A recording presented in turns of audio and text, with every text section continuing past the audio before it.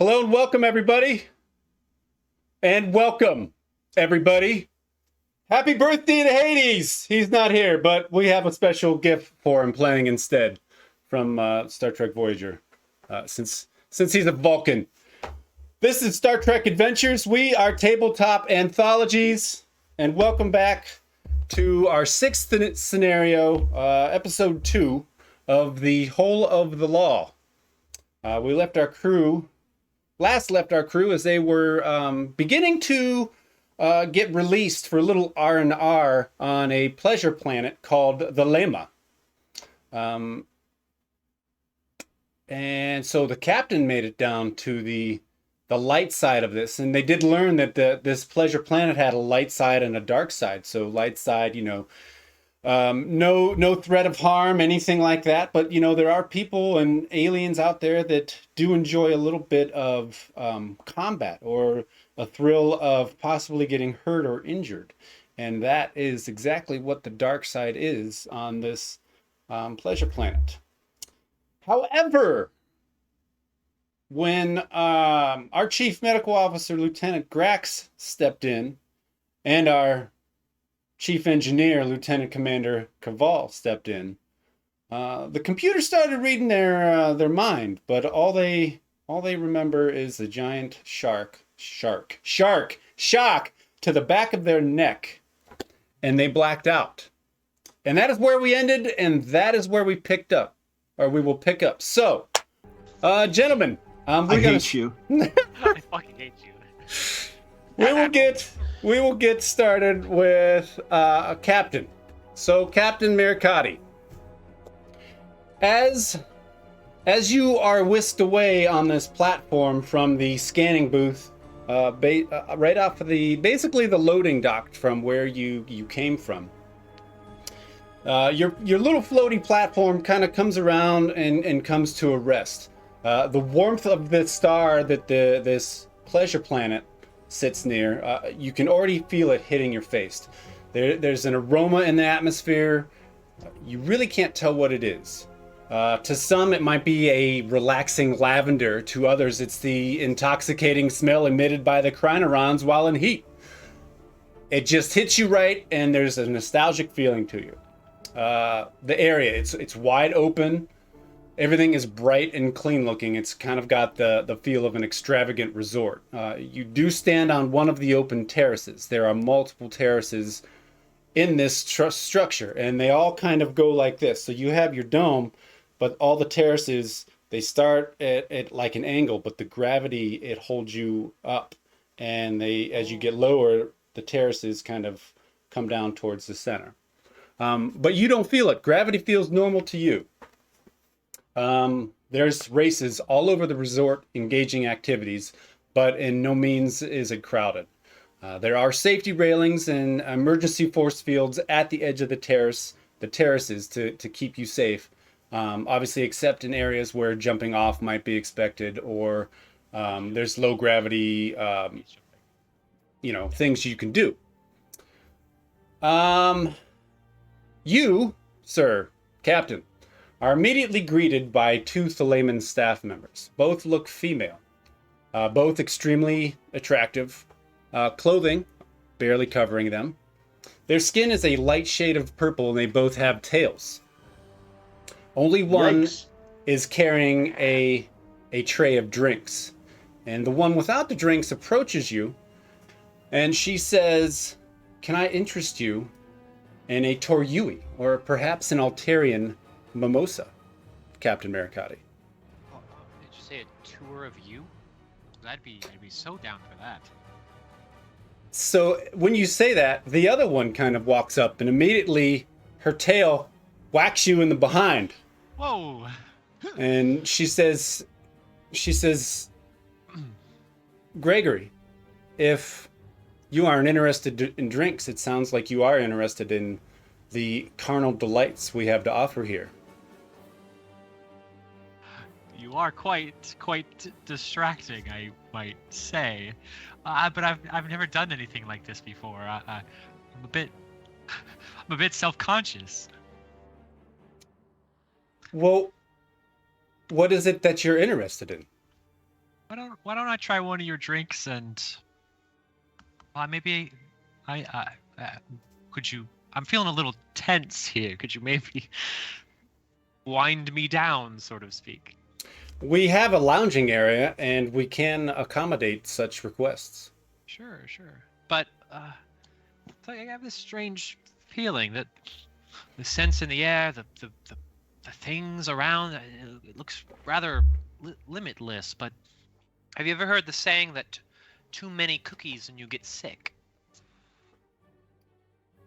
That's a saying. I don't know.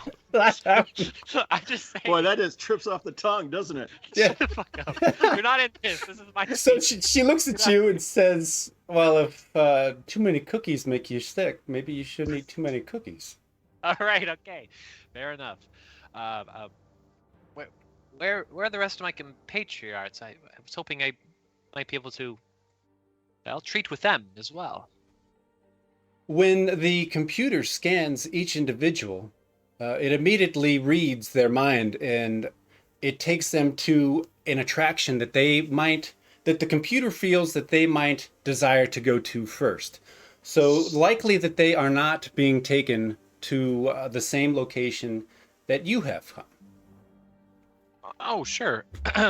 Well, are they somewhere here nearby? Maybe could you locate them for me?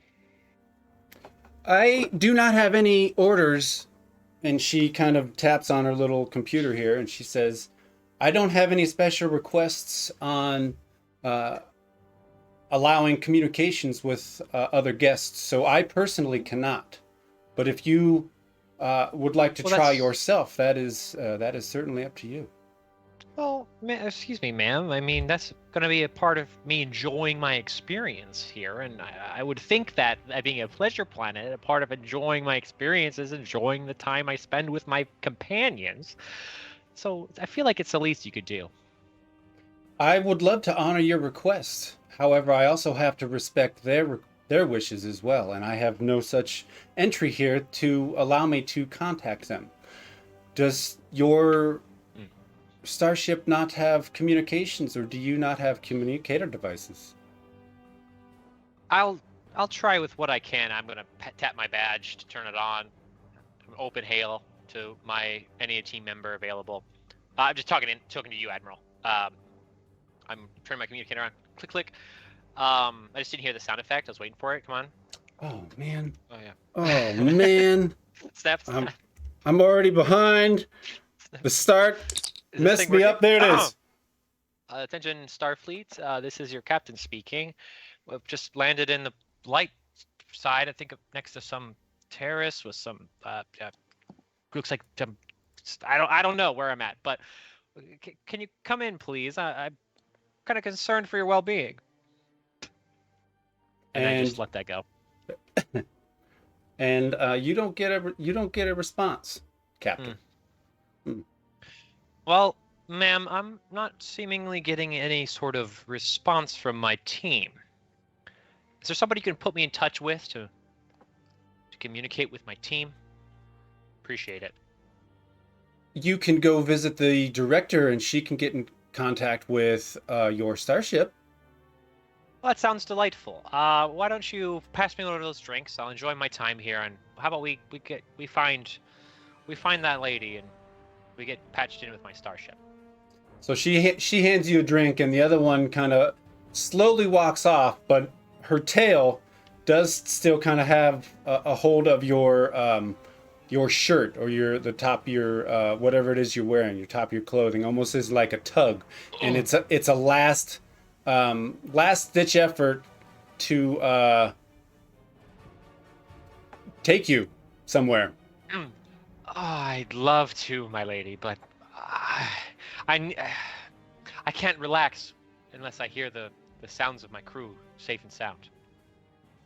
And the tail lets go of your shirt, and she says, "Then come and find me later, Gregory."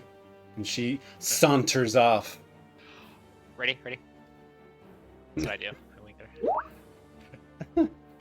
her.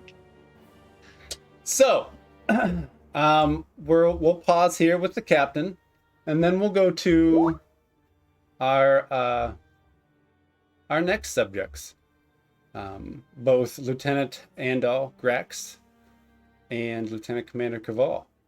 So, if you two recall, you were zapped in the back of the neck, and that's all you remember.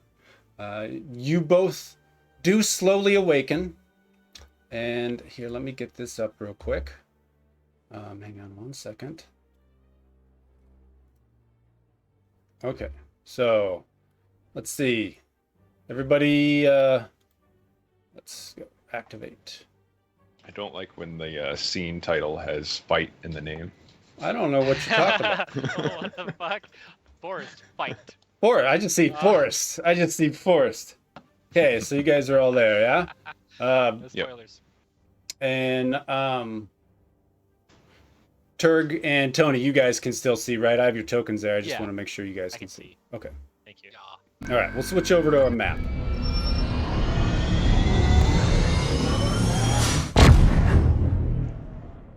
Okay. All right. Onwards to you two. You both slowly awaken, and you find yourselves in a thickly forested terrace.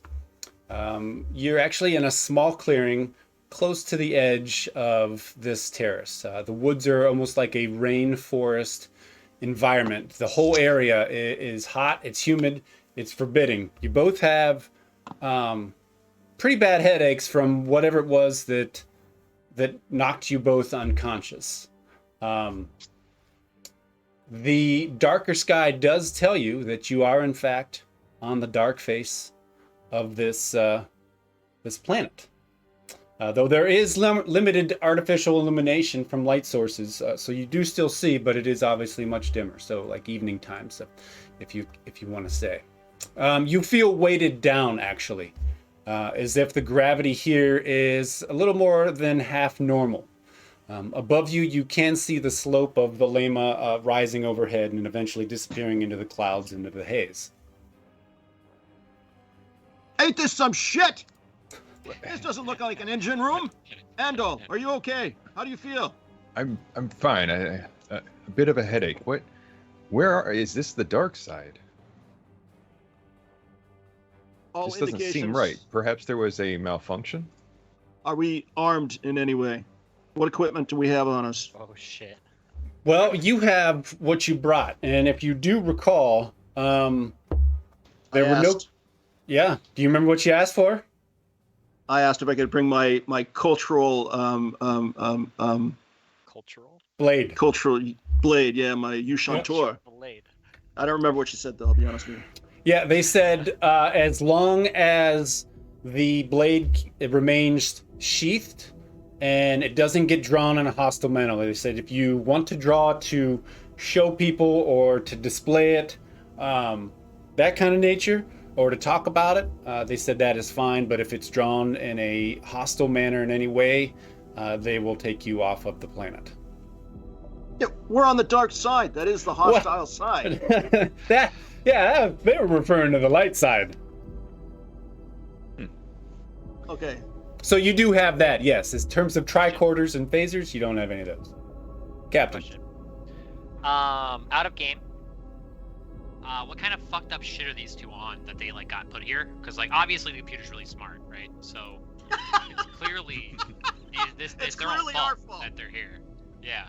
So I was just why wondering. you're the captain. And that's why you're the captain. That's why I'm on the light side. I mean, you know, as explorers and scientific officers, yeah, I think you know how to navigate this. Continue, gentlemen. Well, Do obviously we see any please. any like paths around us of any sort? Yeah, you do see kind of paths that both lead, I guess, to the and based to this map. You see paths that lead to the left, and you do see paths that lead to the right. Okay. I checked we still have our comm patches on, right? Yeah. Try to contact the ship. Try to contact other members of the crew. And your partner here, Grax, gets an alert. But Well, duh, because he's right next to me. Yeah. It just goes straight up and straight down. Yeah, nobody else seems to answer or hear you. Okay. All right. Can I get... Move Sorry. quietly here. If we're on the dark side, it's bound to be dangerous. Well deduced, Watson. Can I get both of you to roll a presence and security, please? Difficulty of 1. Oh, well, that's just great.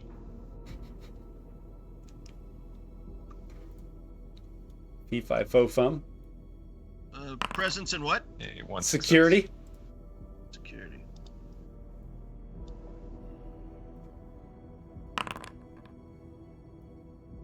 The same. 1 success. All right. So, barely as soon as your conversation stops, as you guys just start to slowly move forward, you do hear heavy figures moving through the trees, and it's quite obvious that they're making their presence known, but staying hidden. And it's just to the north of you guys. I don't know about you, Andal, but I recommend backing off just a bit. We don't know. Let's Who these hide in the individuals trees are. over here to our left. Well, you said it sounded as if they were making their presence known, not that they couldn't see us. The implication being they know we're here. Yes, sir. Admiral? Correct. Okay, so, I mean, there's obviously not much value in hiding at this point. But I just back off. Sure there back is. off. All right, Andal, you go that I way. hide in the bushes. I'll go I this just- way. I You just go that straight way. back. And I don't pull out the blade, but I have my hand near it. I'm ready to go, baby. Bring it. Are there any branches on the ground that I could grab, or rocks? Yeah, there's. Something to bludgeon with. Look Yeah, around you. one of- Could you form a rudimentary lathe? Yeah. Why don't you give me an insight and security, difficulty of 1, please?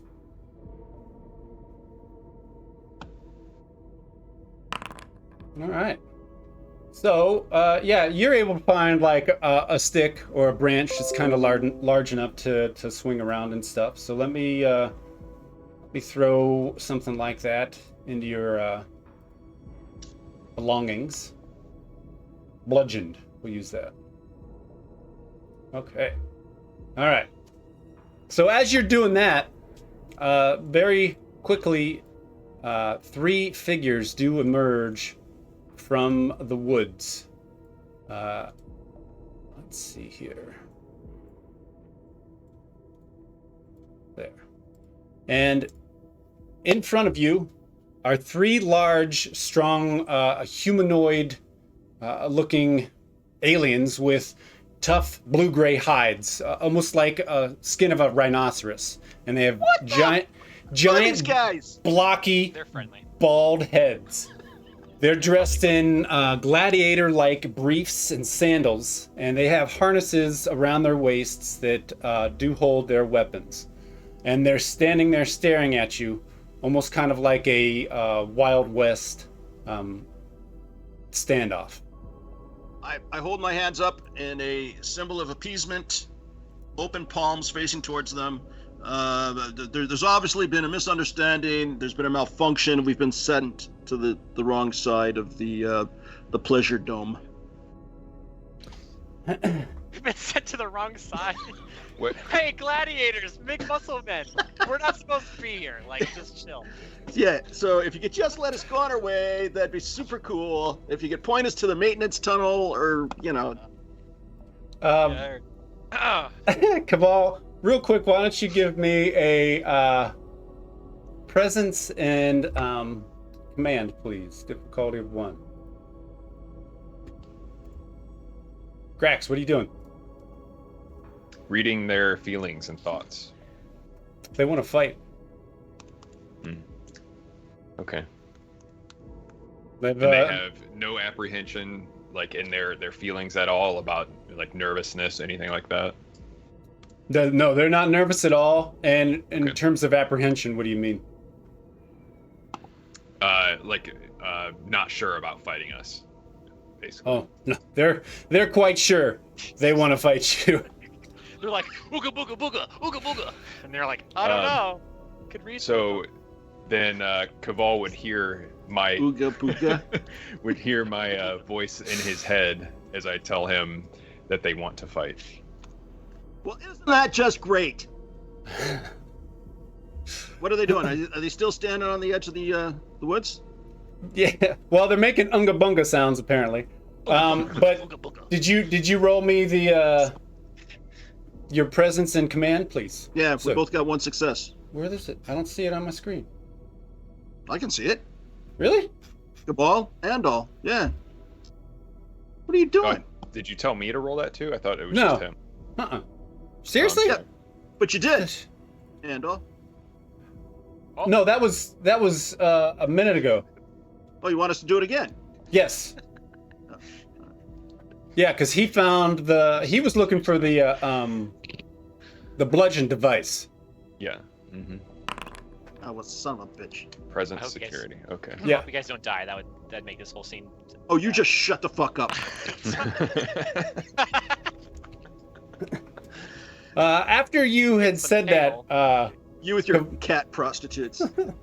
yeah, They are I'm not nice even gonna ladies. say it. he I'm not shot him even gonna down. say it. They are What are you nice talking ladies. about? He shot him down. He's not looking for any I'm tail. concerned for my crew, okay? Uh-huh. My He tentacles. can't enjoy himself. So after you said basically like, oh, we come in peace, strong Andorian warrior there. One of them steps up and it Starfleet, says, buddy. Starfleet officer first. you wouldn't have come to the dark face if you wanted peace. And the other one quickly chimes in and he's like, unless it's a piece of the grave. Screw you, man. I really did want peace. So there. Bunga bunga. And In your face. the three of them charge in, and we're gonna start some combat here for you two gentlemen. They don't see me, right? I'm hidden in the bush. They know where you are. They watched you the whole time. Just like All right, God in well- the bush. I'm not here. Nuh-uh, that's Check it not out. what happened. I'm taking out my blade. They're gonna pay for this. Oh my gosh, this is good. This is good. Bunga This is bunga. good. There. So, all right. So we're gonna jump into combat, and then we're gonna head up to the bridge to see what's going on with our bridge crew. So real quick, you both get a move right out of the gate. Since you're both kind of prepared and ready to go.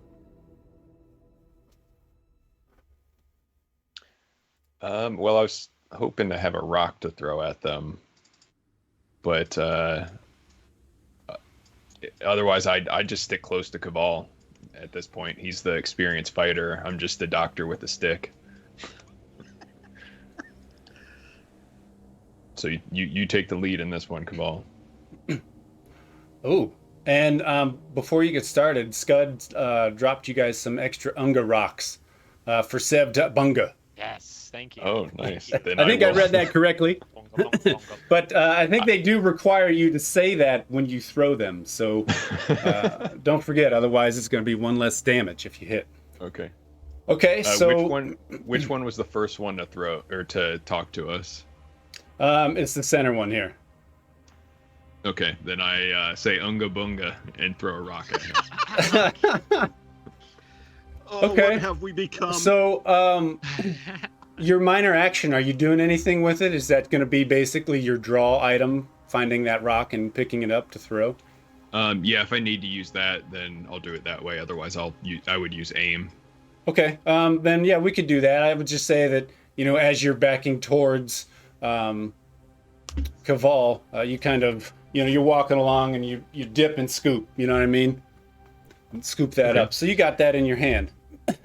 Yeah, just kind of like Captain Kirk throwing a rock at a Gorn. So that is presence and security? Yeah, so it's considered ranged, right? Since it's a rock. Yeah. So it's going to be control and security, and it's a difficulty of 2. And I don't Okay. know that I have a rock as a weapon, so I have to improvise this real quick. But go on. Actually, don't remember what aim does in this game. Is it I get to re-roll one, right? Yeah, it lets you re-roll one of your a failure, basically. Okay. I will re-roll the 19. Okay. Should I just roll a d20? Yes, that's fine.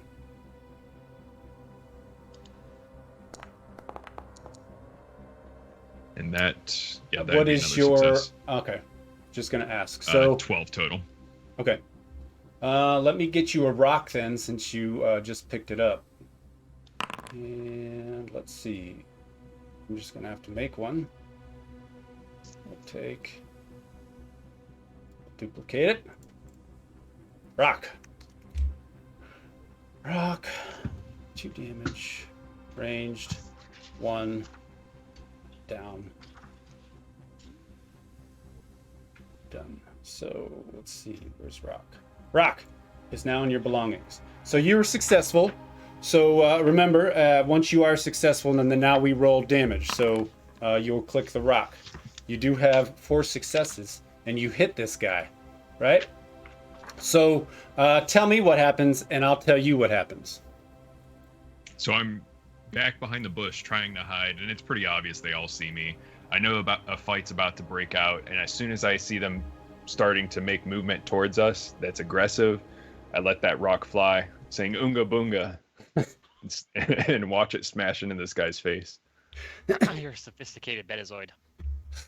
Mm-hmm. So the rock hits this thing, and for those of you wondering what he is, his race is called a Corbarode. Yeah, I'm saying it good. So, like that. Corbarode. There we go. Blue creature, elephant-like skin. Anyways, it hits him, and he kind of stumbles back, and he shakes it off. And he was originally going for Cabal, and now he is joining his partner next to him and charging towards Yusef. Cabal, you have one move here, and then the others get to go. Okay, what's combat tactics? That's under my focuses. I don't remember what that does. Under your focus, so that basically means when you roll your dice, your focus, depending on whatever the discipline, it's going to be attached to. I didn't ask what the focus was, Admiral. I asked what combat tactics is. You tell me, it's your focus. I have no idea. Well, I don't know what it is. You know combat tactics. You're more tactical. Combat tactics is the focus. That is the focus. Yes. Yeah, Focus is a Boolean value, yes or no. So what it does is, say you're gonna have to explain to me I can tell what you want to use your focus for. No, whatever you want to use your focus for, you can do it, but it has to make sense, because when you roll it. Fire at will do? We've also got fire at will. What is that? Okay, there it actually tells you. You're capable of tracking multiple targets and making attacks against them with great effect. Yeah. What are you firing? But it's got to be a ranged attack. It looks like. Yeah. But when you use a focus, it basically counts as a 1. It counts as a 1 when you roll under your discipline. You're welcome. You're welcome. You said I only have one move? You have a minor action and a regular action, or standard action. Okay, well, I'm going to try to head them off when they're running for Andal. Okay. I'm going to try to they're not moving. I don't see them moving. They're just staying in the trees, so I guess we're okay. Yeah, they haven't got to take their turn yet. Oh, right. Okay. Yeah, you don't get the chronogami now to just say it shows right up and you're right here and they're dead. Then wait a second. Then I trade initiative with them and wait till they come to me. Can I do that in this? In these rules? I don't know if you can. Let's look that up. You can ready an action. I forget, or Overwatch. It's called guard. It's called guard. You basically find some sort of defensible position. You focus on your surroundings or someone, and you basically ready yourself for an attack should exigent circumstances exist. Could I move over 3, up 1, and wait in defensive position? Yeah, so you can move up to 25 feet with your minor action. Anything more than we have to do a roll. But yeah, so you can move up to 25 feet, and then... it was a yes or no question. Yes. Absolutely. Okay, and then I wait to attack the first one that comes within range. Okay. All right. So now it's their turn, and all three of them get a turn as well. So are you waiting for them to attack you or to attack in general? The first one that comes within range is going to taste my Andorian steel. Okay. So Task with a difficulty of 0. what? Hip? What is? The guard. Yeah, he doesn't have to do anything. He's gonna have to roll, basically, next when he wants to do what he wants to do. I thought that meant you still have to roll, but it's just so you can have a chance to get complications. This is task of difficulty 0.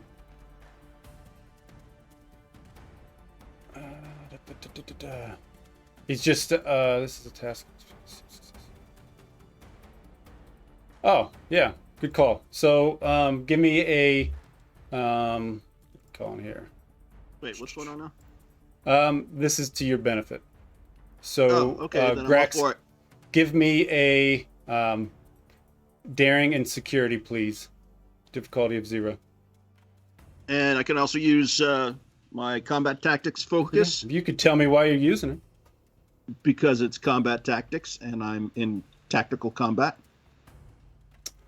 I'll accept it. It's got a point.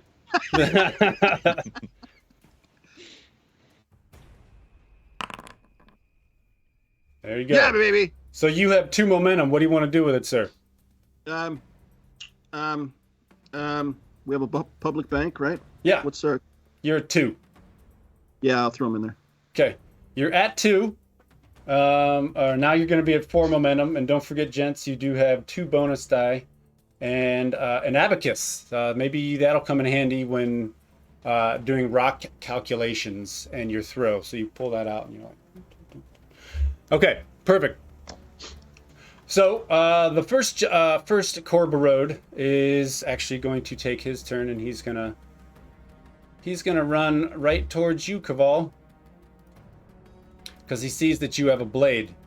So he's taking his minor action to move to you, which now that he's close, you get to tell me what you're doing first. Yushantor, right in the face. Okay, so this is going to be considered melee, right? So Right. from you, I need a daring and security of a difficulty of 1. And I'm using my focus. Come on, baby. All right, you got a momentum. What would you like to do with it? Extra damage. Okay, so go ahead and roll your damage for me, please. Where do I do that? So in your belongings on the bottom of your sheet, you'll see your unarmed. Wait, where's your tool? It's not in there, is it? Your ice pick. No, it's not in there. All right, hang on 1 second. Let me load that up.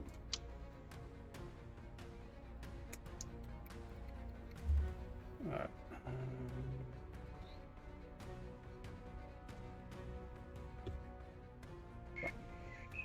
Pretty sure I have it in here, actually. Remember what it's called? Yeah, Yushantor. Yushantor. Ushaan Tor. I don't see it. So, give me 1 second. USAH. USH Uh-huh. AAN space. Well, no, dash TOR. You guys could have just been like nice little boys and been on the light side, but you guys decided and chose to do this. Shut up, Greg. They did. You don't know. Shut up, Greg. Let I me can't believe you find. guys decided to be sadists. Like, imagine. Imagine. Obviously, been some sort of mistake. There's been a Yeah. malfunction. I want to speak to your manager, you. Whoa. That's exactly it. Is that how it's gonna go? This is the manager. Oh, okay. This guy right in front of me. Karen. That's his name. His name's Karen. His name's Unga. Unga Bunga? Alright, hang on. Let me find Andorian here. There we are. Ushantor. The Ushan. It's a melee weapon with the following profile. Melee 2, vicious 1, size 1H. Okay. Let me fix that real quick. Ushan.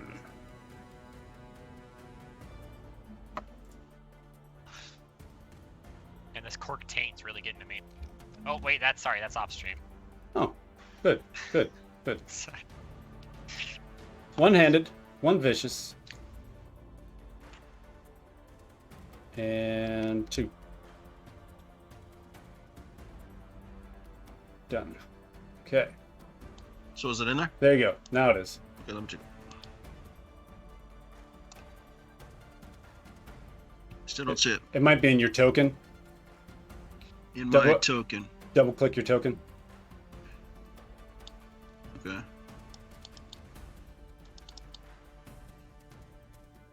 Do you see it in the bottom right? There we go. Yep, I got it. Give it a swing. Swing it, baby. Swing and a miss. What are you talking about? I really hope we did all this for you to do nothing. Hey, what are you talking about? I'm sorry. I'm really sorry. I'm really husky today. But you really want me to hit again? Roll again? What are you talking about? No. So next On to the knife. Ushan, you see the sword and shields. Click Yeah. that. Click that. Okay. Sword and shield, yeah. Yep. And then it should pop up a dice pool. It keeps saying there is no active combat encounter in your currently viewed screen. Nice. Really? Yeah, no active combat encounter. See, they're really friendly. This has all Yeah. been a misunderstanding. Not a combat encounter. Clearly. They This don't is want to the- fight. This is the gray side. That can take that. I can try and set this up real quick.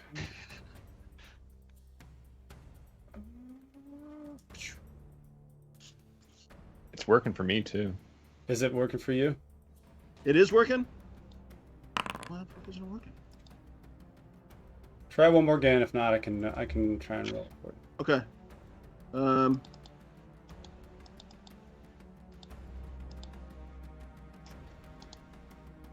Okay, I click on it. All right, I'm not getting that. No, it looks like you message did roll anymore. it. Yeah, I see 2 of them. Well, the first one I rolled, so we can kill that one. But I do see one in here that you rolled. I rolled it. Oh, is that the Oh, you 6 did it. dice 6? Oh, you did that. Oh. That's not a special configuration, is it, Sev? Wait, how did you do it? I Yeah, just that's opened what up I your token and clicked it. I mean, Well, yeah, 2 effects and 3 successes. Can I just take that one then? Yeah, So- if you want. So you clicked on the toggle combat state, right? Is that what you did? no, I just No, double clicked huh? the token and then went down to the knife and clicked the roll symbol.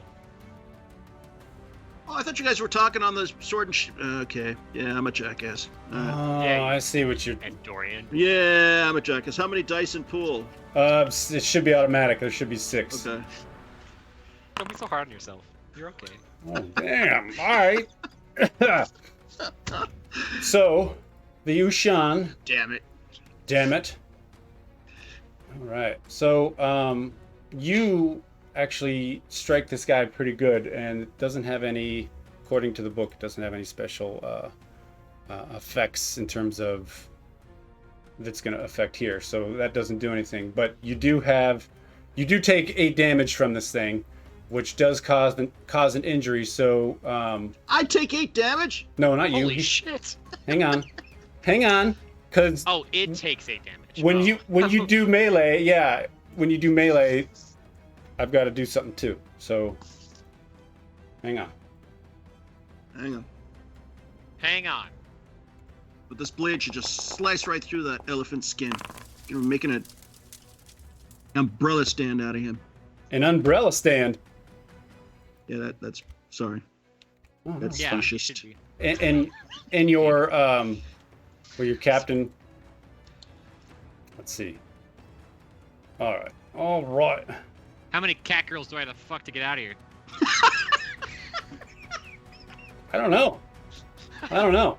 So you are successful, Yeah, we established and like I that. said, you take 8 points of damage from him. Tell me what you do to him.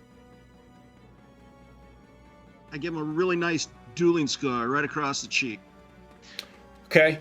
So it does actually, because this does cause an injury to him.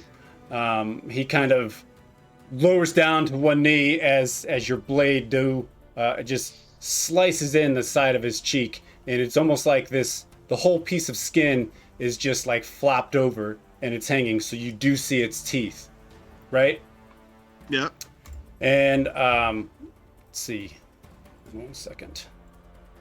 The second one is coming in. Oh, well, that was your turn because of your guard. So now that he's right there and he's taken that injury, we're going on to this next one. So he's going to move up towards Sev, and he's going to move into reach, and he's going to take a swing at you, Sev. So Sev, from you, I need a daring and security, please. How secure and daring are you? Not very. Not Not very. So it's difficult 1. He does land his hit. What's he hitting me with? His fist. Oh. So he rude. does come in. He does come in, and he strikes you straight into the chest with his fist. You do take 3 damage. So take 3 stress away from your character. All right. Okay. And then the same thing's going to happen. This guy's coming in, and he also is going to take a swing. So give me a daring and security, please.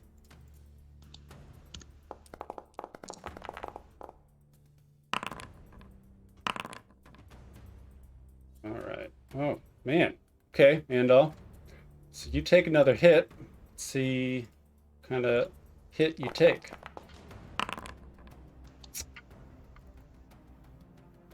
Okay. So he comes in, but he hits you, basically comes down swinging with both of his fists. Like you see in the old 80s where they swing and it just bashes you basically straight across the top of your collarbone there. And at that point, and when that happens, a fourth Koborord,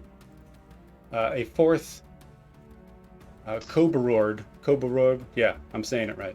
Okay, he emerges from the woods as well, and he starts waving his hands up in the air. And so What, a fourth one? A fourth one. Shit. This is some shit. So real quick, we're gonna actually go back to our bridge. Okay, and we're gonna see what's going on with our bridge crew real quick. So let's see here. There we are. So Turg, what's going on with you? What are you doing here today as you are currently on the bridge doing your normal stuff, kind of sitting in orbit of this pleasure planet?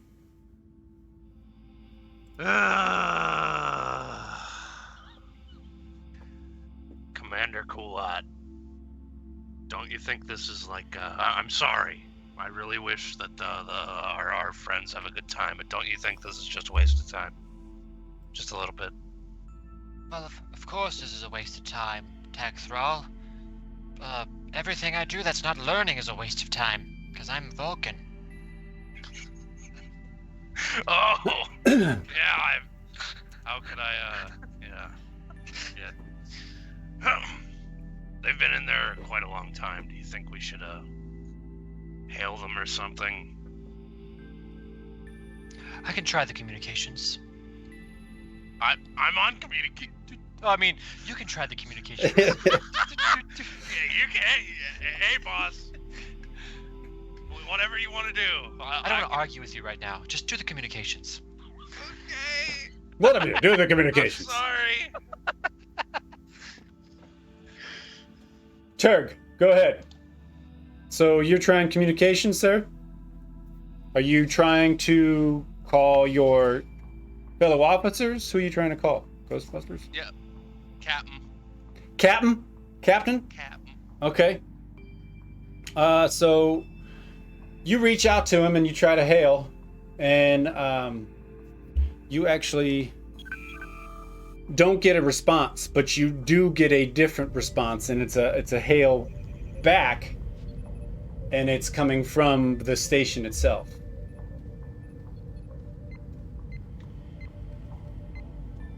So, if you'd like to answer it, you can, or you can ignore it.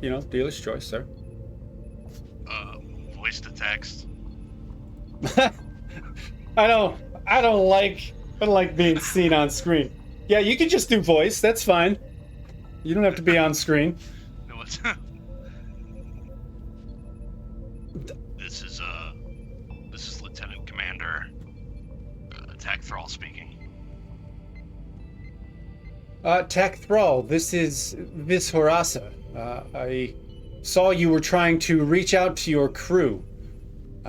We do not allow foreign communications from outside of the Lema in, and that is all in respect to privacy of our guests. Oh, sure. My apologies. Is there any way that you could potentially make contact with the rest of our crewmates then? I can reach out to one of them. Is there something going on? Oh, nothing specifically. It's just we can't be here all day, fleet business and all that. I understand. And when I spoke to your captain last, he did state that the entire ship is planning to cycle through some relaxation and taking benefits of the Lema. So he did say that could take several days. Oh, did he? I didn't realize it was going to be such a long trip. Yeah. Either way, I'd definitely like to at least keep contact with him. So if you could reach out, that would be fantastic. I can contact him, absolutely. Once I have him in my office, I will have him speak with you directly. Thank you. Thank you very much. You're welcome. So she ends the hail. You doing anything else currently?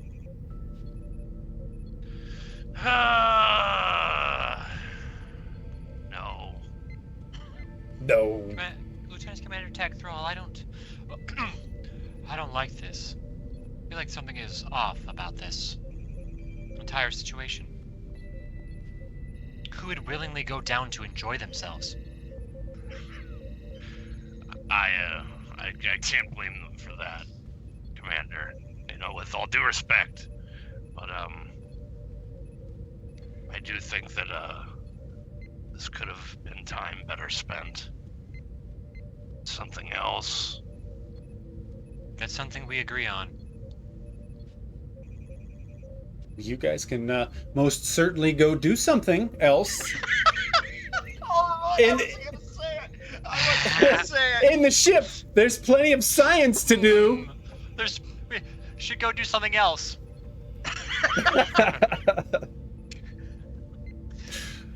I just kind of volunteered as Commander Vulcan, man. I don't really know how those things work, so.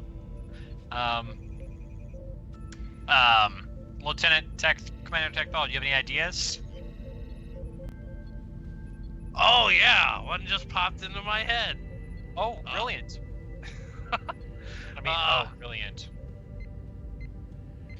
I did learn of a way to mask communication waves back in Space College. Starfleet Academy? No, Space College. It was before that. Yeah, I'm a well-educated man, Commander Kullat. Thank you very much. But I think if I can navigate some of the power from our thrusters to our communication batteries, that we can potentially mask a communication line to the captain before he's reached by the director. If I still got it. Do you still have it, Lieutenant Commander? I think I still got it. Oh my god. Well, sounds like an idea. We'll see what you can do then. I'll be here to help in any way. In short, I'm trying to jerry-rig a extra power to communications in order to potentially mask our hail to the captain. Okay. Second So time. that's going to be an easy request down to engineering. Let me see. Who's one of your supporting characters in engineering? Ensign Moore, Jam2L, and Kira Kingsley. Are you contacting engineering? All right, Forloth, what are you doing? Which one are you? I hate all of them. You lower deckers. I don't Good. like the people in lower decks. I'll be Ensign Moore. Good. Okay. Okay. I'll play Ensign Moore. Ensign Moore. This is Ensign Moore. How may I assist you? God, Hello? Hello? Hello, Ensign. Hello, Ensign. This is Lieutenant Commander Thrall. Lieutenant Commander! And then At ease. We're requesting that you attempt to take some power from our thrusters and put it into our communication lines.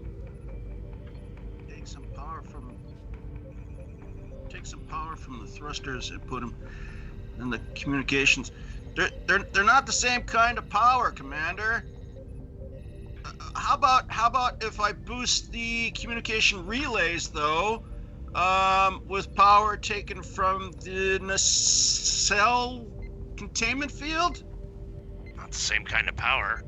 Damn, it has been a couple years since I've been in school, hasn't it? Fine. Yeah, that should work. Thank you, Ensign. Right away, Lieutenant Commander. Click. So, real quick, if that's what you would like to do, if you're basically rerouting power to those sensors or the communications, Ensign Moore, go ahead and give me a control and engineering, please. Difficulty of 2. I gotta find this guy. Hold on. I got him. I got him. Okay, what was it? Control and engineering? Control and engineering, please. Difficulty of 2. And then Captain Maricadi, if you could roll for the ship. Stellar. Sir? Naval neural net. And Yeah. from you, I need a communications and engineering. Ouch. There was a complication, Lieutenant Commander. Okay. We're going forward with the result. How many? Can I take anything from the bank? How many would it take? Takes 2. What do you guys think? Should I take 2 momentum from the bank to override that complication? If you'd Absolutely. like. Okay, I'll do that. Okay. So, as far as you can tell, Ensign Moore, you have successfully routed power to the communication relay in an attempt to boost the signal. Okay. I call back Lieutenant Commander Thrall. Beep beep. Beep beep. Beep beep. Yes, Ensign. I think I did it. Lieutenant Commander. Let me take a look at it. Yes, it seems like there's plenty of power here now. Thank you, Ensign. Your services will be remembered for a long time. Oh gosh. So, you have a little extra power. What would you like to do, Turd? Thrall. Yeah, so basically I'm going to try to hail the captain again. Only this time with a dampened signal. Okay. So, since you're attempting to basically do this in a dampened signal, so you're not trying to get detected, right? That's where you're going with this? Yeah. Okay. So we're gonna turn this into a extended task. It's gonna take a little bit of time, but you're gonna do it. Okay. So the first thing I need you to do, I'll keep track of it. It is a work of 10 and a magnitude of 4, resistance of 4 due to their shields and their measures in place to keep everything for the guests private. Sure. So from what I need from you then is, since we're doing communications, you're gonna have some base rolls. You can choose from them as well, okay? So it can be control and reason, and since it's you're doing 2 things here. So since you're trying to kind of break through their security, you're doing it without being detected. You can either use control and reason with security, or because you're trying to work your way through the system itself, as control or reason and science as your roles. So those are your 2 attributes and your 2 disciplines that you can use on this first set of roles. Okay. We will definitely go control and science. Okay.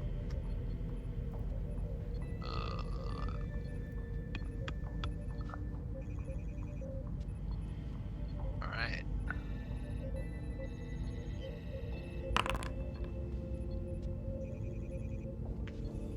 That's of 1. Let's see. So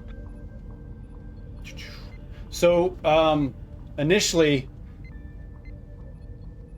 what happens is you start messing. You're not successful in what you do, and it's basically you're finding that it's the security system that needs bypassed first. So you may want to focus on that. But your first path that you took, it did not work.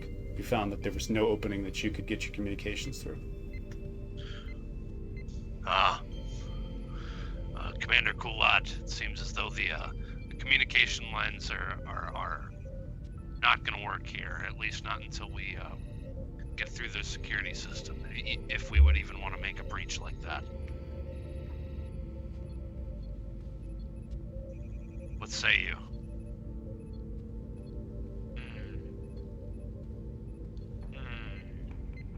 Maybe.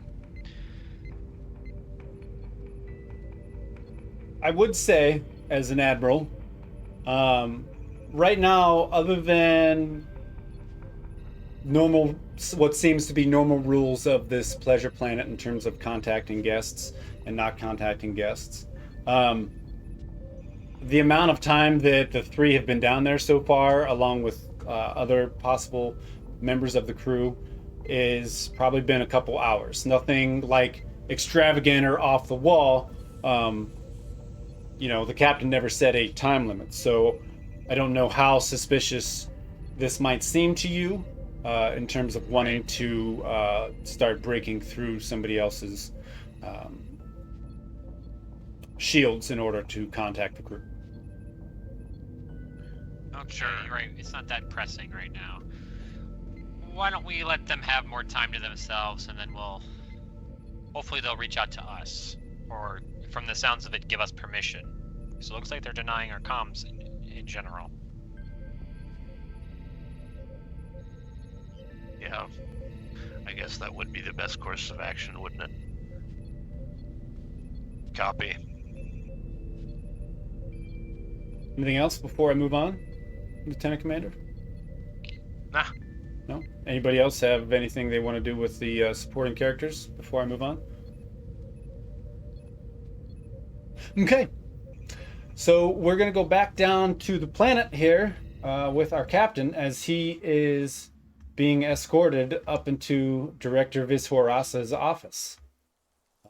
As he enters, she is obviously standing in her gown that she was before, and just like before, quite pleasurable upon the eyes. And she does stand up and she says, "Welcome, Captain. How can I assist you?" Thank you, ma'am. Well, I was hoping to connect with my starship or my companions that came with me, as I'm quite worried about them, and I'll be unable to enjoy the pleasures that you have to offer here unless I can connect with them. I sure hope you understand. I can let you speak to your ship.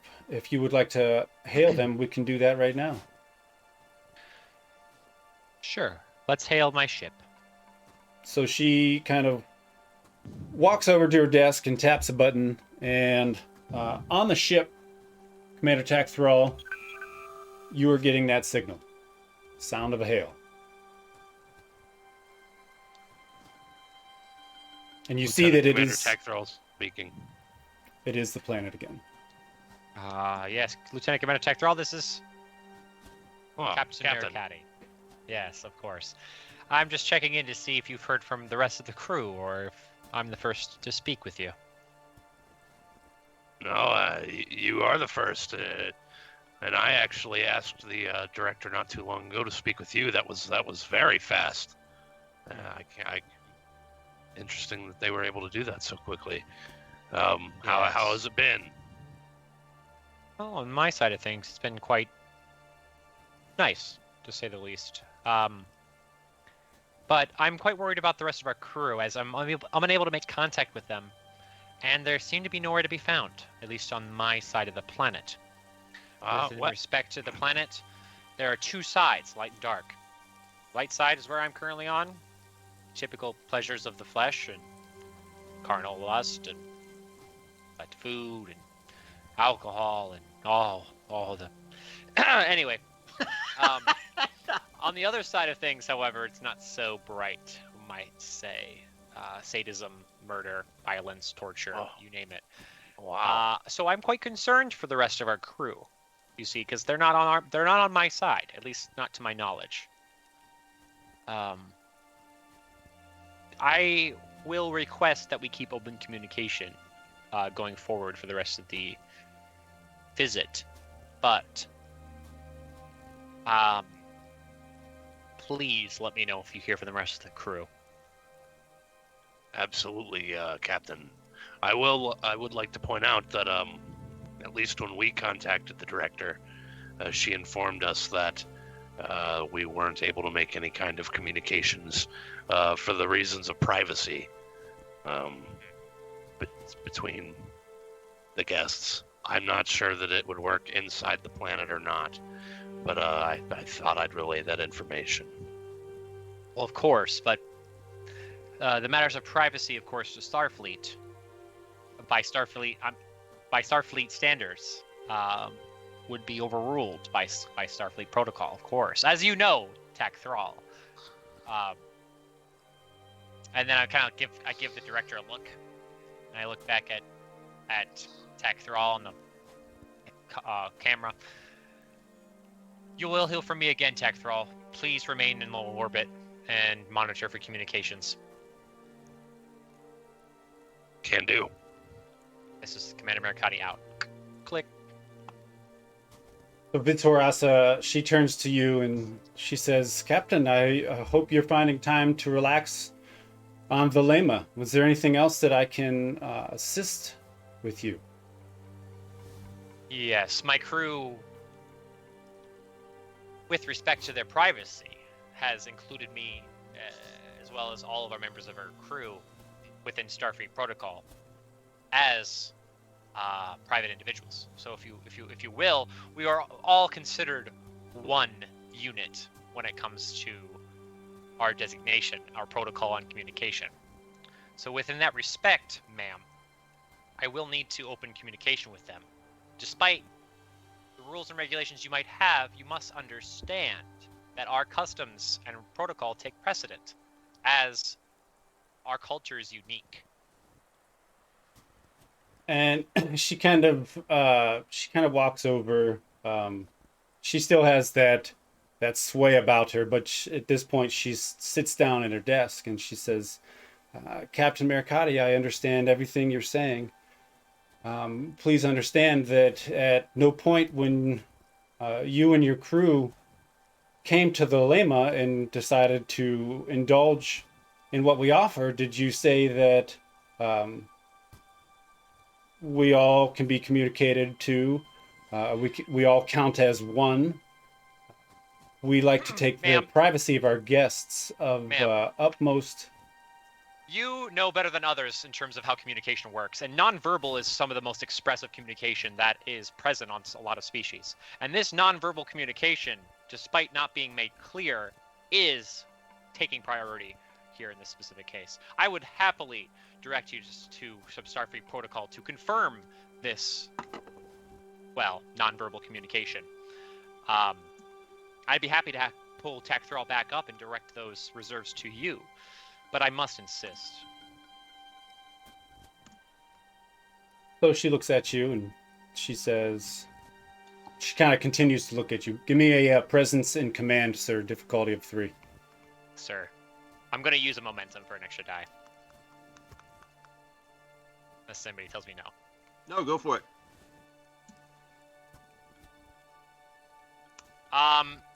So, Admiral. Captain? I believe my value here from valuing life as sacred, I am very concerned for the health and safety of my crew, especially if they're on the dark side. And in order to preserve and honor this value, I would love to use this as a focus. Determination, rather.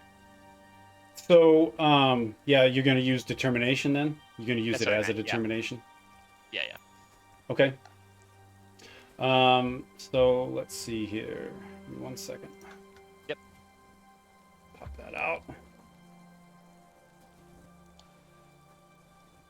So basically what this does is this allows you to do one of 4 things, okay? Mm-hmm. So you can either gain a bonus d20 that already counts as a 1. You have the ability to re-roll all of your dice in the dice pool. Jesus. Or you can immediately perform another task as soon as this one's resolved, which is kind of more towards combat. And then the last one is immediately create an advantage that applies to the current scene in some fashion. So in this case, I'm going to have it an extra dice that counts as a 1. Okay. That sounds the best. So in total, I would have 4 dice for this roll. The one already rolling is a 1, so I'm going to roll 3 dice. Does that make sense? Yep. Okay.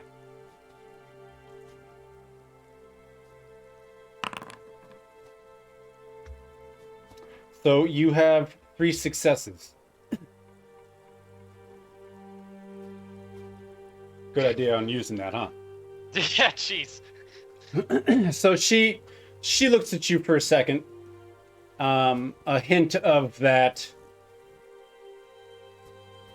passion that you saw when you first came in kind of gives her a smirk, and it kind of lights back up in her face, and she says, "Okay, Gregory, we can try and contact your members." And she taps a few buttons on her keypad, and she's like, "As soon as I hear from my staff, I will let you know." And it's actually pretty quick of a response. And she says, she kind of has a puzzled look on her face, and she says, I'm not reaching them. Are you sure they did not go to the dark face?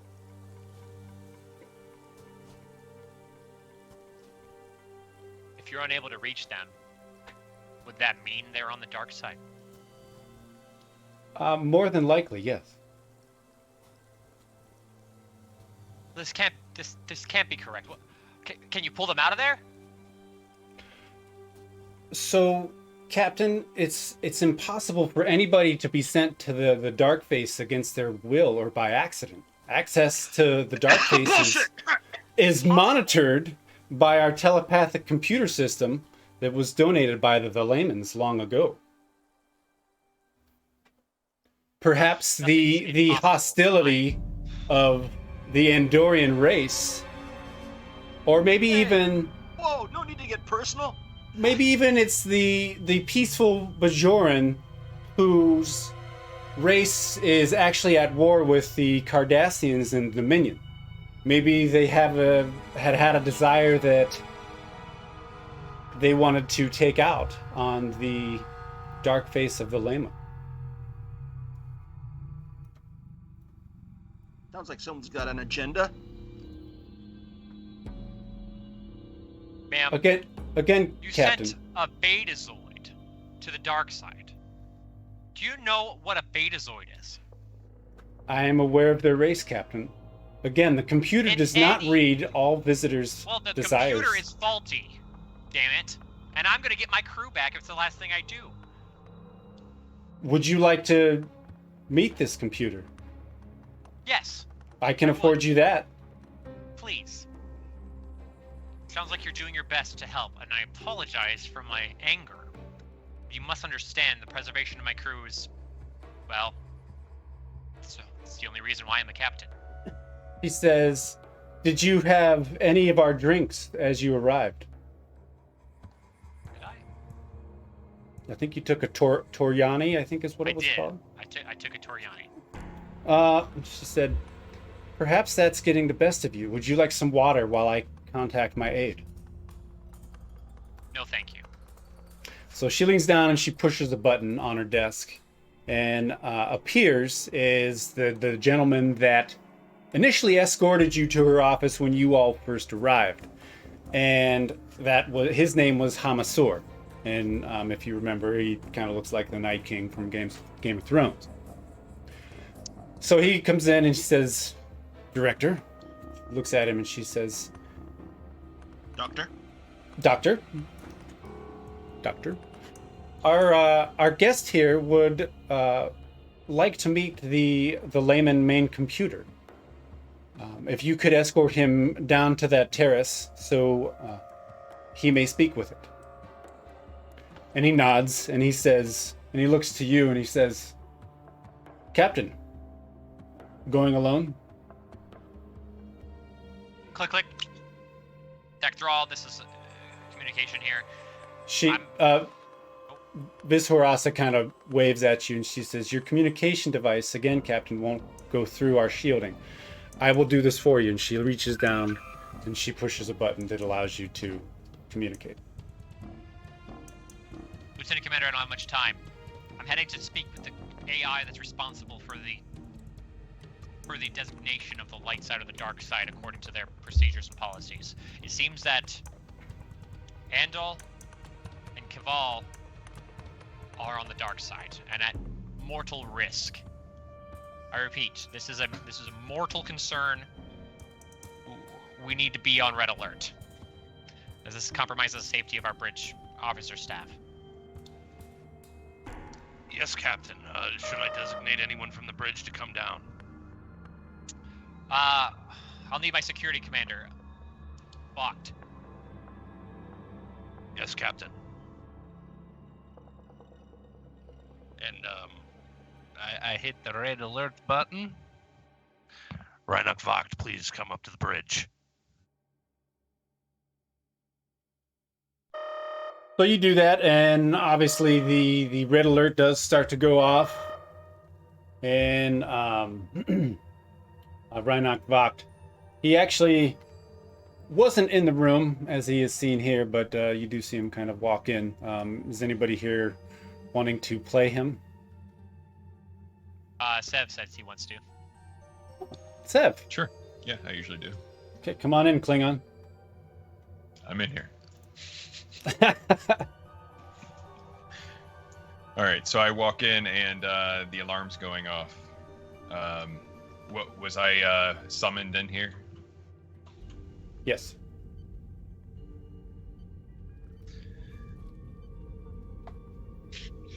Yes. Hello, Reinach. It seems as though Thrall. It seems as though two of our officers are stuck on the dark side of this pleasure planet and in mortal danger. Captain Maricadi has requested you at once. All right. Am I heading down to the planet? Affirmative. We can beam you down at any time, as long as you're ready. Give me just one moment, and I'll be there. I would go. I guess I'd get. Definitely have a phaser on me. I guess that's it, and then head down to the planet. Okay. So she actually allowed the captain and allowed her space station, or her pleasure planet, basically gave you the ability to beam directly to where the captain is. So is that what you're going to do? Yeah. Okay. So they beam you down right to him. So you're in the office with him. We don't have much time. What's the situation, Captain? Operatives on the dark side of the planet. Dark side of the planet consists of a lot of violence, murder, torture, all kinds of things. Have your phaser ready. We're gonna go meet with the AI. I'll do the talking. But we might be deployed into the dark side. Do you have an extra phaser for me that I requested? Of course, I always have a backup phaser. Of course, thank you, Commander Marc. Slip that phaser in my. Should we bring a security team with us? If all doesn't go well, have a security team on standby. We'll have to deploy to the dark side if needed.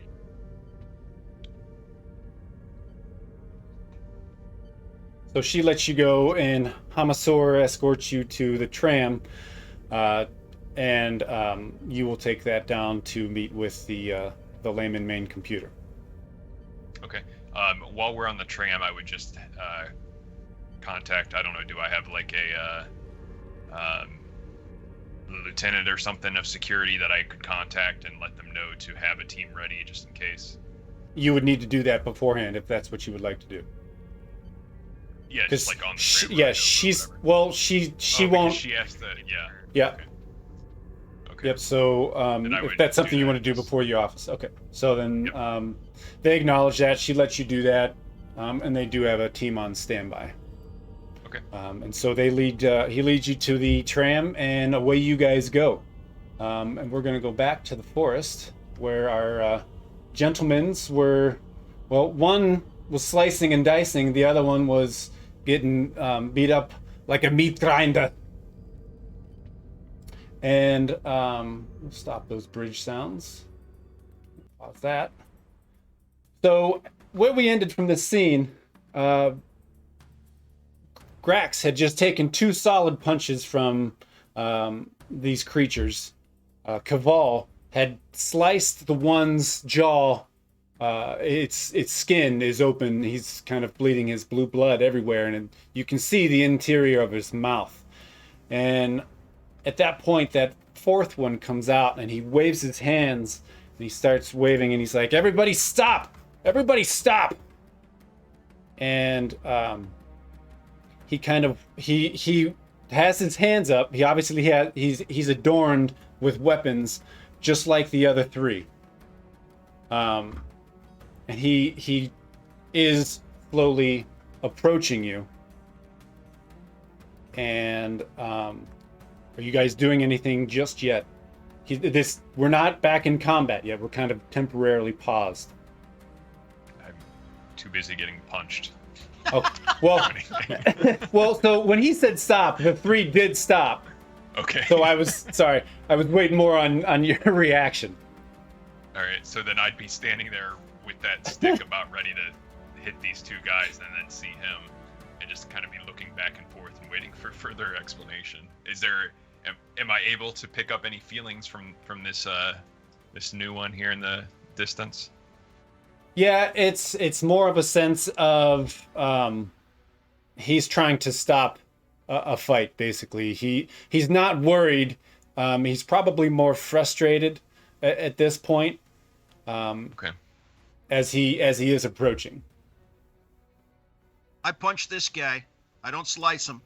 I punch him and run to Andor's side. Take that. All right. Your friends here attacked us. I'm trying to knock this guy out. So you're still attacking? Yeah, I'm trying to knock him out. I'm not trying to slice him open. Okay. Use my other hand.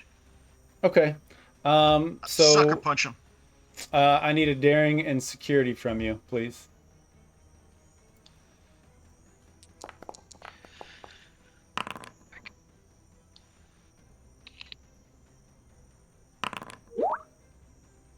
Damn it! I get rid of that complication if I can. You do not have enough momentum. Damn it! Okay.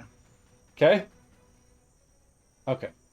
So with the complication and the success, He was kind of kneeling down, right? And he does see you take a swing at him, and when you miss, he juts out a elbow to you, basically, which does get to do some damage.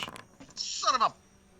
So go ahead and take 3 stress away. It's almost like he hits you in the side of the leg, which is called the common peroneal. I think it's a nerve that kind of gets you to fall real quick. You know why they just say dead leg and things like that? He kind of jutted his elbow into your leg there. So, but as the other one that's trying to stop continues to approach, he does back off. He does seem to listen to this one. Is there anything different about the things the approaching one is wearing? No, like something to mark him as in charge, I guess. I mean, he does seem to have his belt. It looks a little more decorated, maybe bejazzled or bejeweled. But he does also have more weapons around his waist also. And he does kind of look older. He does have scars all over him. So he does look a little more battle-hardened.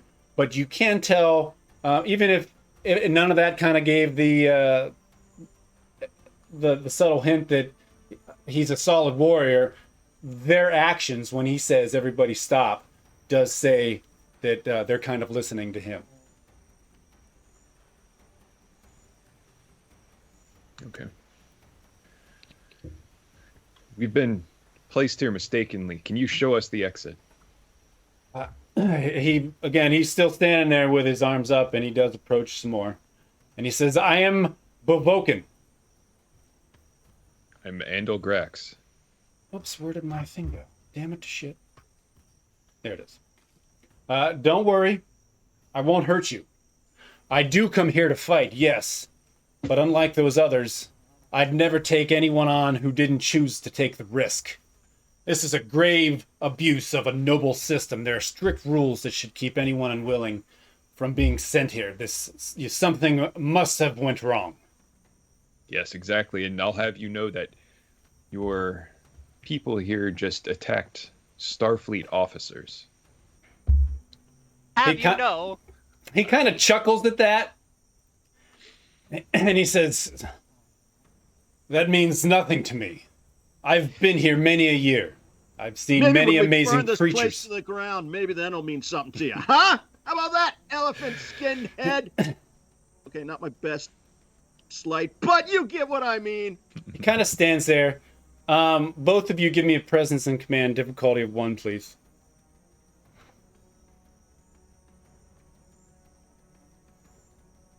Not my best skills. Judging by what you just said. But, Oh! Whoa! All right, so Grax, you have a momentum, and Caval, you have 2. What are you gentlemen's doing with it?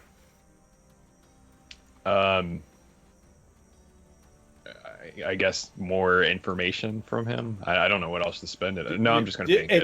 It's a persuasive roll basically right now. Okay, I'm just banking it. Okay. Inspire fear. Okay, are you using That's good. 1 or 2? 2. Okay. So you see Bavokin back off a little bit. And again, he had his hands up, but once you did shout in your Andorian shout, he let him down, and he did kind of square off a little bit because he wasn't sure what was happening. And he says, I guess I'll have to help you get back to the rim in one piece, and then we can report this anomaly to the layman's. Judging by what just occurred, you'd never make it on your own. It's a very long climb, and there are many dangers within the dark face. As I said, I've been here many a year. Don't worry, I know the lay of the land, and I can get you back safely where you belong. And he looks at both of you and he says, do you fragile creatures have names? Yes, as I said, my name is Andal Grax. Lieutenant Andal Grax. He doesn't even flinch when you throw out the rank. And you, Mouth? You. Fuck you. And he kind of waves his arms at you. He just ignores your mouth, and he says, "Follow me." And he shakes his head and he says, "They teach you to fly starships, but they don't teach you hand-to-hand combat. Pathetic." Look, I'm about to lose my patience here. I'm trying to be nice. So he heads off towards the northeast or north, following this path. Are you guys heading that way? Oh Yeah, yeah. we'll follow. Okay. Let's see. All right. So we're going here. I need to get you some tokens on here. I don't think I put tokens on yet.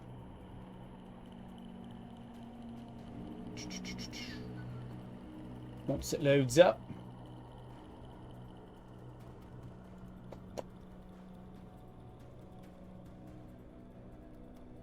Maybe if it loads up. Did it load for you Do guys? his And we're suddenly in Victorian London? Is that why the accent? Yes, affirmative. There it goes. All right, hang on. 1, 2, 3. Oh, read him. So you all can see now, correct? Do you have? Yes. on the forest scene. Let me refresh. Okay. Do his friends follow us? No, they kind of head off in the other direction. Oh, okay. Yeah, you better run! Try setting the active scene again. I don't know why I'm on the wrong scene. There we go. That worked. That's Okay. weird. And let me actually adjust your vision because you guys should be able to see a little farther than 10 feet. Let's see. 50. Oops. 50. And what was this guy's name again? Vulcan. Vulcan. Okay. There we are. And last, let's go with. Okay, so you guys see a little bit. So as you guys kind of start to wander through the dark face here, he eventually leads you through another opening in the forest, and this is probably like about another 30 minutes later. And you do see. Sorry. Sorry, I just want to interrupt. Before we get too far, I would kind of like to know a general explanation of where we're going, I guess. Oh. I'd just ask him, where are you taking us exactly? Grax. So, the dark face. This entire zone and this entire face is meant for combat and trials. I am taking you to the closest lift to the next terrace up. We have several levels to move. We have 3, actually, to be exact. However, this is not going to be an easy march or an easy climb. If you want to take the lift to the next terrace, we have to jump across the ravine, and you have to do so without the sacred tree the Kufari call the Fasuno. If this tree grabs a hold of you, what it does is it inserts toxin spikes, and it basically starts to turn your insides into a liquid feast. And he says, Interesting. so that is the challenge. Or he kind of looks up in a direction, kind of up towards the one terrace, the cliff face. So again, it's like almost like at a 50-degree angle. He says, or we take this path up the mountainside. While it is an easier climb, and you don't have to worry about your liquids being turned into a feast, there are still dangers.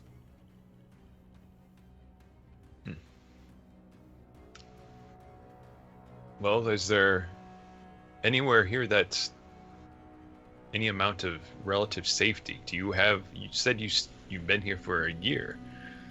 You must have some dwelling. And we are heading that direction. But it is 3 levels up. I see. In each terrace What? face, there is different challenges that we must handle or deal with. and I'm trying to find the one that is the easiest, based on how you all fight. And there's no emergency system to contact any of the people that run this ship. It is also 3 levels up. Of course. Well, lead the way, I suppose. So he kind of leads you to the edge here of this cliff, or this terrace, and you do see what appears to be a quite deep of a ravine, right? And you do see these trees that he's referring to as the Fasuno lining the bank. On the opposite side, you do see the lift that goes up to the next terrace, but you also see the path or the staircase that does kind of go along the cliff edge up to the next level as well. Pardon me, Hoboken, Kavokian, whatever it was. Can you allow us communications? Put us in touch with our crew and our commander. I have no such device. Yep, but can you authorize us to use our devices? I am merely a guest here, just like you. I just have not left. My race enjoys combat and fighting. And when we came across this, we decided to stay. But it's no fun fighting people who don't want to fight. Okay, that's a bit sus, but okay, please, lead on. So he turns to you, and he's kind of at the edge, and he says, do we take the leap of faith, or do we climb the stairs? There's truly no bridge anywhere on this ravine, or means to make one. And he glances at you, and he says, Grax, nothing about this area and the dark face is meant to be easy. I'm giving you 2 choices. We take the leap or the staircase.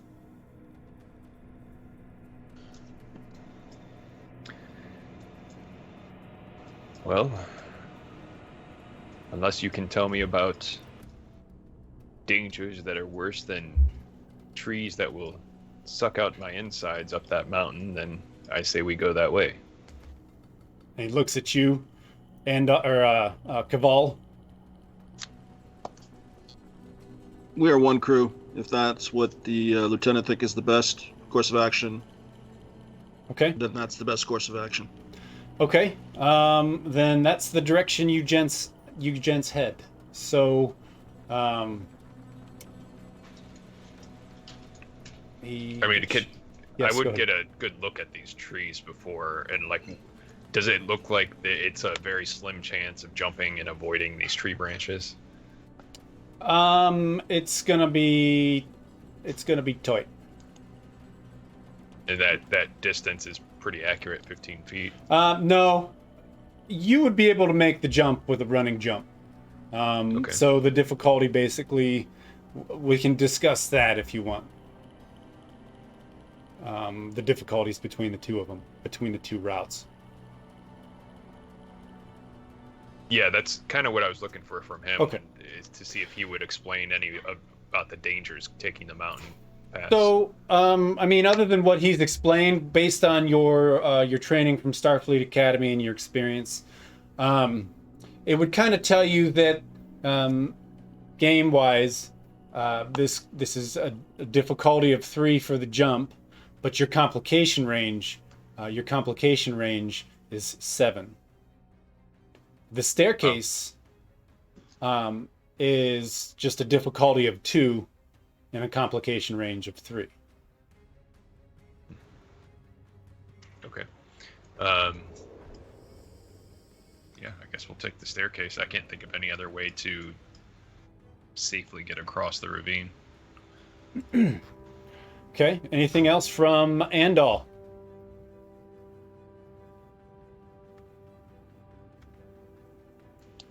No, sorry, I thought you said Cabal at first. Oh. Andal? Nope. And then Caval, nothing else from Caval?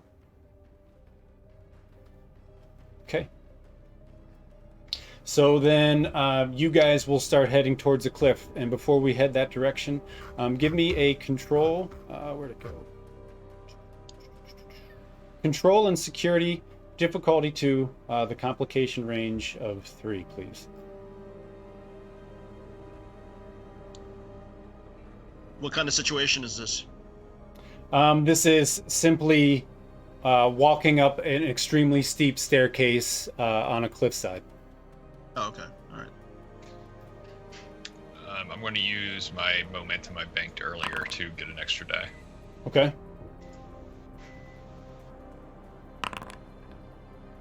Nice. Yeah. What are you doing with your momentum? Just bank it. Okay. And so then we're gonna shift scenes real quick for our bridge crew as they make their way out to the main Thalaman computer. Let's do this. Okay, so I don't actually have a map for that, so we'll come back to our talking screen real quick. Thank you, Captain. And we'll go through a little bit of this scene, and then we'll go from there. So, Captain Maricadi, you are joined with Reinach Vogt, your chief security officer of the Surprise. As you guys ride down in the tram, Hamasaur, he doesn't say anything to you guys. He just sits there. And it's not too long, but you do eventually arrive to your destination. And the door opens. Hamasaur gets up and gets out and walks towards the door in which is in front of you. And he puts his palm up and it scans it, and the door opens. And he walks in and he turns around and says, "Will you be joining me?"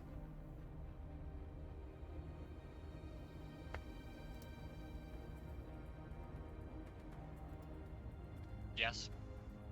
Please. Okay. Okay. So you walk in, and really it's quite a large room. On the wall is a large convex vertical oval-shaped screen. It's about 20 feet high and it's about 13 feet wide. It's flanked by a pair of what basically looks like white control consoles with some trapezoid, Star Trek type view screens. As you all walk in, the oval display does light up with a yellow and green like starburst pattern. It kind of pulses as this computer speaks. And it says, "Hello, Captain Gregory Maricadi, and hello, Commander Vogt." Greetings. We're actually speaking with the computer at this point, right? Yeah, the AI.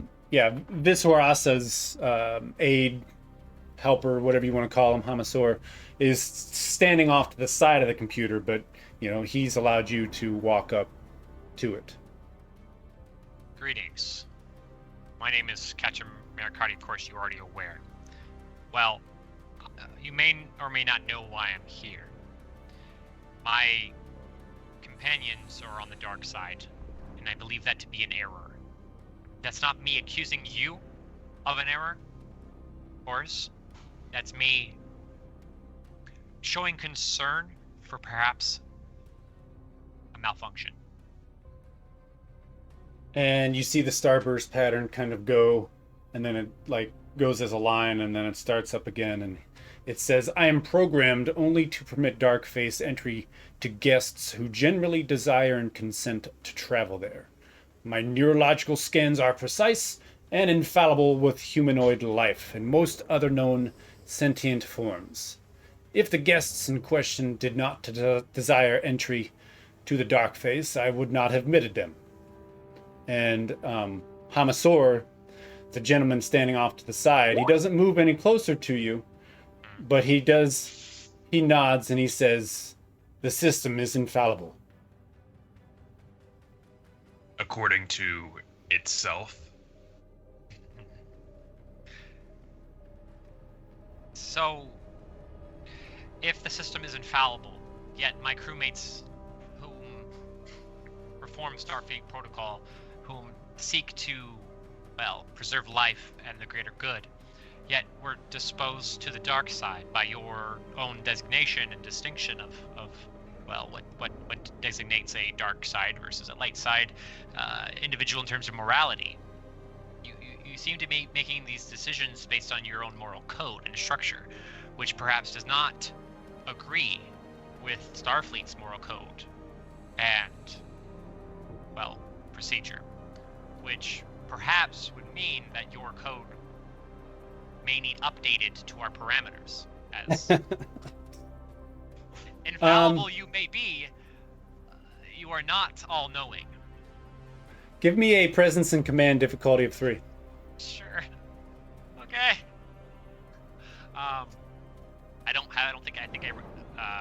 Does determination go left to right or right to left? In terms of... How Oh, many no. points did I start out with? You start off with 1. Okay, and so I used that one. I'm pretty sure you can only use 1 determination per scenario. Oh, that makes complete sense. I only had 1 either way. Okay, give me 1 moment here. Presence command difficulty 3. So this is a very Admiral. This is a very Yes. tense situation. Obviously, this is putting not only my own strain. I mean, I had a little bit of an alcoholic drink, sure, so I'm kind of tipsy, but not only my own moral strain, but my own sense of preservation for my crew. Right? This is a lot of stress. Right? I need to keep composed in this sense of stress, so I'm going to use my focus, composure, to take Okay. advantage of that. And before you roll, Captain, read through your focuses and see if there might be one more that you'd rather use, just as a Sure. just as a thought. Sure. I have composure, Mhm. diplomacy, Okay. Starfleet protocols, and team dynamics. Those are my 4 Okay. focuses. All right. I could argue team dynamics. I could argue Starfleet protocols or diplomacy, but in this case, I'm not trying. Even though this is a diplomatic situation in a way, I'm really just trying to make my case to this AI, and make it known that perhaps its data banks aren't as structured or as thorough as they need to be. So I'm not trying to be diplomatic. I'm just trying to propose a solution to a problem that I am proposing it has. Okay. Right? Yeah. No, that's a perfect explanation. I just wanted to make sure you saw the other one in there too. Right? Sure, I got you. Within that regard, I'm also going to use the momentum to increase my dice pool by 1. Because I'm Okay. going to try my best here. Good luck, Captain. We're with Oh, you. shit. Nice. Holy tamale! Okay, so you have 2 momentum. What would you like to do? Create an advantage. Okay, how? I want to, basically with my words and my structure of my phrasing, I want to influence the AI to perhaps run a diagnostics or a systems check. Maybe I want it to second guess itself, basically, with my thought process, and hopefully catch it in a logical loop. Okay. Let's see. I missed that alert. What was that? Sub. We got a sub from Spider Queen. Long. Spider Thanks, Queen Pat. Long. Thank you very much. Okay, so you want it to second guess itself. Yeah, basically. Okay. And through that, even more dialogue if need be, right? 'Cause I Okay. have some ideas. So it says, it sits there for a second and it's like, desire is willingness. Willingness may be considered consent. It is not full consent, but I must obey my programming to fulfill the desires of all guests. Some dark-faced guests desire the opportunity to kill unconsenting persons. To reconcile this desire with the layman imperative to ensure consent for dark-face entry, it became necessary to include partial or ambivalent consent among admissible results. Only then would the equation balance. And as soon as the computer does say that, Hamasaur off to the side kind of pulls his cloak back and pulls out a phaser and points it at you. And I'd immediately pull out my face. And that is We're ending it. Oh! and that is where we will end for the evening. Shit. All right, Rhinox ready to Caught him. fight. He ain't playing no shit. We got him. So, we've got a lot going on. I'm trying to get around as fast as possible. Sure. We'll start with Captain Maricadi, and thankfully, as we end, nothing is muted. So, Captain, what's going on through your mind as a character, and then what's going on through Tabletop Tony's mind? Captain Maricadi's main concern here is to get his crew out safely and securely. He put his team at risk by making the decision to put his team down here in this regard, and is taking full responsibility by making sure that this problem is solved. This man pulled a phaser on me after communicating peacefully with its AI, so I am very concerned with perhaps some level of terrorism being at effect here, some level of manipulation through one's own devices. Whatever it may be, we'll find out. Either way, I'm going to get my crew and myself out of here in one piece. So, oh my God. Anthony, on the other hand, is hanging out. Hi, we're doing shows. Me and Turger are doing shows. We're doing stuff. We're busy as hell. We're having fun. Doing, like, theater shows. I'm feeling really good. We're doing some stuff. Hopefully we get Avatar: The Last Airbender TTRPG out here. We have some session zeros loosely planned, tentatively planned. We just got to make sure it works out with our schedules and with our motivations, as we're not being paid for this. As far as that goes, we'll stay tuned for some announcements regarding Avatar: The Last Airbender. But other than that, I'm doing good. This session was a lot of fun, and I turn it over to the next person. Onwards to Lieutenant Commander Zemtak Thrall, hanging out in the Starship, finding out some grave news. What's going on through your mind, sir? I had a flurry of emotions during this this scenario so far. I at first was annoyed at the choices of our fellow fleet mates, and now I'm concerned for their safety. I'm at the throttle ready to leave whenever they get beamed back up to the ship. In the dark face of this pleasure planet, he's not having much pleasure. Lieutenant Commander Caval, your thoughts?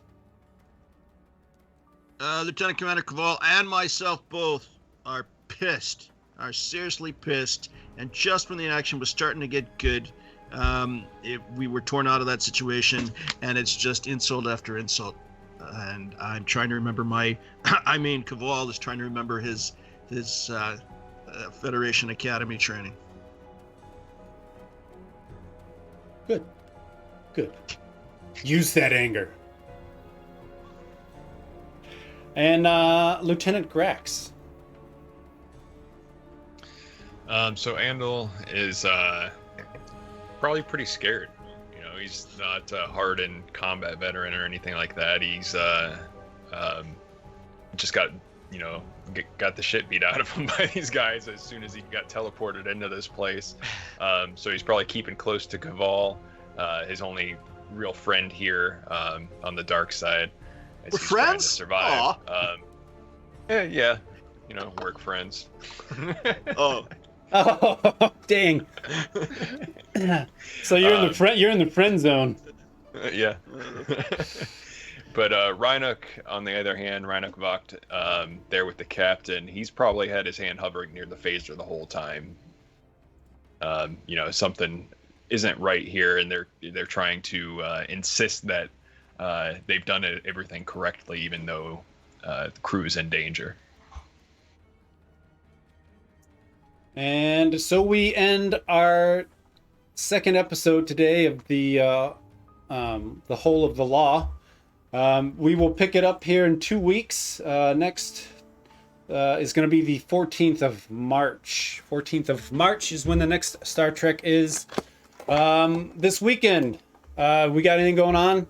I think you were running a game, weren't you, Sev?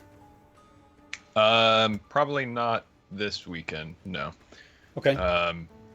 I might be able to throw something together, but we'll see. I got lots of plans this weekend, nothing currently scheduled. Okay. So then the next game, it sounds like it's going to be our mech game next Tuesday on the 7th. Yep, Mech Cthulhu. Mech Cthulhu on the 7th at 7 p.m. Yeah, the brawl in Cleveland between the Cthulhu magic-powered mechs and the forces of Dagon continues. Cleaning up the streets. Yep. Nice. Yes. So thanks everybody. Let's see. Thanks to Scud for the drop. Thanks to Spider Queen Long and to Diesel Shot and to Tabletop Tony for the subs. We love you guys. Stick around. We're gonna raid, and I appreciate everybody hanging out. And I hope you enjoyed the evening. Live long and prosper, everybody.